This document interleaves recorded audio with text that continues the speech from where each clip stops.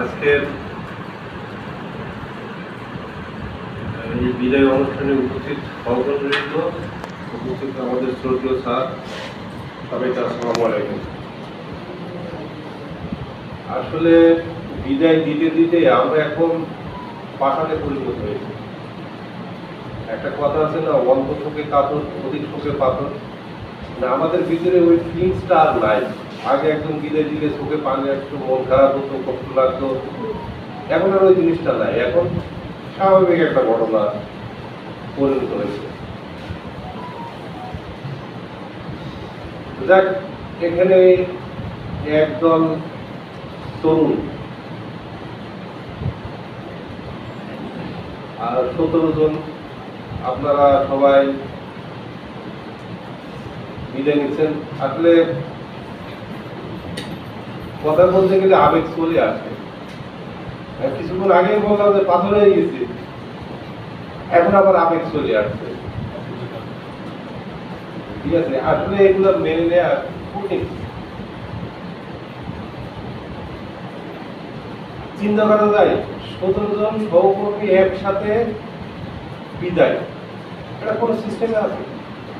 আমার তো মনে হয় কোনো সিস্টেমে নাই।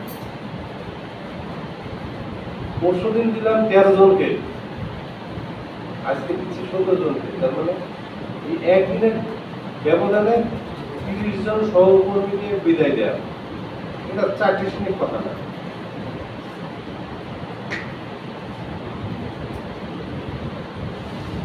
মানে এটা ভাবতে অবাক লাগছে যে 30 জন লোক ছাড়া এই সিস্টেম এখন কিভাবে চলবে। হ্যাঁ, বলতে পারো রিপ্লেসমেন্ট পাইছে। রিপ্লেসমেন্ট তো সমাধান না। সমাধান সমাধান না। যাকে এখন চাকরি করে, এখন ইচ্ছা থাকলেও তো আমরা সব কথা বলতে পারি না। আমাদের সার্ভিস কোড আছে, সেটাকে তো মেনে নিতে হবে।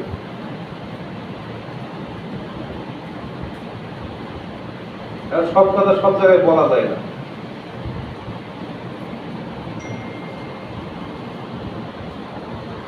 তো যেটা মানে সবচেয়ে বেশি মানে ভয় লাগতেছে যে আমরা যে কাজটা করি, কাজটা ছেড়ে গেলে না, এটা সহজ কোনো বিষয় না। প্রচন্ড ঝুঁকির একটা কাজ, এবং এমন ঝুঁকিপূর্ণ একটা কাজ, মানে হাত ধরা পা ধরার কোনো সুযোগ নাই, সরি বলার কোনো সুযোগ নাই। এবং সময়টা কাউন্ট যদি করেন, মানে একটা ন্যানো সেকেন্ড মানে আপনার চোখের পলক ফেলবেন, এই সময়টুকু আপনি পাবেন না। কি আমি কথা খারাপ বলতেছি? মানে মুহূর্তের ভিতরে পুরো সিনারিটা চেঞ্জ হয়ে যাবে।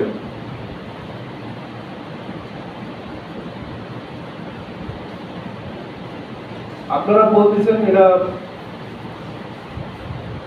প্রতিকূল একটা জায়গা।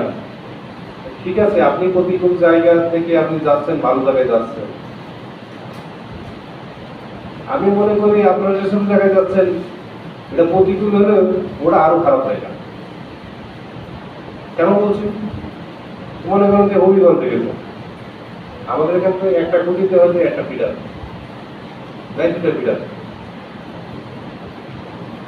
হবিগঞ্জে গিয়ে দেখবেন যে একটা কুটিতে হয়তো 10টা পিলার। আমার মনে আছে ঢাকা বাদে জিরানি বাজারে একটা কাজ করতে গিয়ে 14টা পিলার শাটডাউন হয়েছিল। 14টা পিলার, এটা বিশ্বাস হয় না? এখন 14টা লাইন বন্ধ করে যদি 10 মিনিটের কাজ করতে হয়, 14টা লাইন বন্ধ করে, এখানে উপর আল্লাহ নির্ঘাত আমাদের রহম করেন, তাই আমরা টিকে আছি। তাছাড়া আমাদের টিকে থাকার কোনো সুযোগ নেই। আছে ইভেন দেখেন আমাদের সিস্টেমটাও, আমার মনে হয়ে গেল মাঝে মাঝে মনে হয় যে আল্লাহ তাকে অশেষ মেহেরবানিতে চলছে। আমাদের যে সিস্টেম, এই সিস্টেম কি চলার কথা? চলবে? চলার কথা না। আমাদের যে মালামাল, আমাদের ফিডিং, আমাদের যে